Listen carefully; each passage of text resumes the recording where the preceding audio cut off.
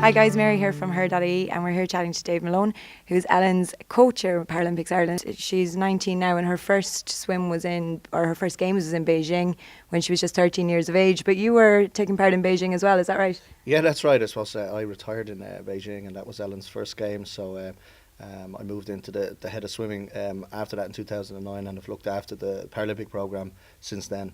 Yeah. So I look after Ellen now for the last 2 years as her home coach, and so my responsibility, I suppose, is pulling the whole program together to focus on all the different service providers that feed into Ellen's program. So there's an awful lot of work that goes into behind the scenes so Ellen can go and perform. So our role is really to get Ellen to focus on her performance, and then Ellen goes and does all the hard work, and ultimately it's been going very well so far. Yeah. There seems to be a big team behind it, and there's funding coming from various bodies. Like, how is that from your point of view? Yeah, I suppose it's critical to compete at a world level now.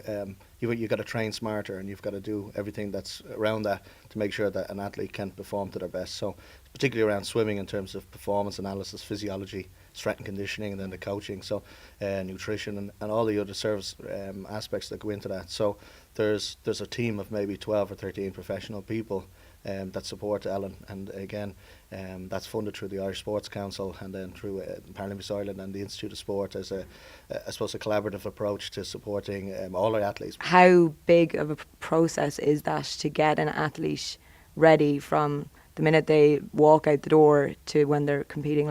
Yeah, well, I suppose each Paralympic Games runs in a 4-year cycle. So the World Championships is a year out from Rio. So it's I suppose it's a critical juncture in the Rio process because you're going to compete against the best athletes in the world. So really, it's a stepping stone to that.